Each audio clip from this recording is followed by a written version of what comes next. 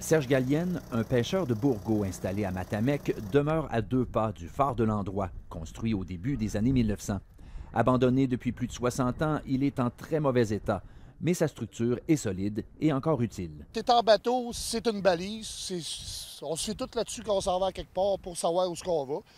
Puis c'est à nous autres, puis on veut le garder. Pour les touristes et des résidents de la Côte-Nord, ce décor avec le phare en arrière-plan, c'est un peu le point culminant d'une randonnée à travers les 4 kilomètres de sentiers qui mettent en valeur la réserve écologique de Matamec.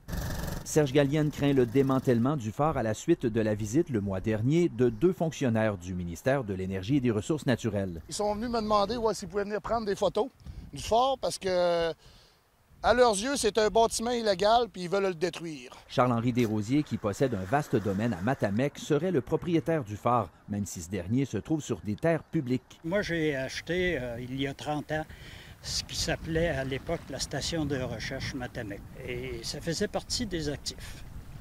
Sauf que je ne sais pas s'ils avaient un bail. Lui aussi souhaite la conservation du bâtiment. Des choses historiques comme celles-là, on devrait faire tout notre possible pour les conserver.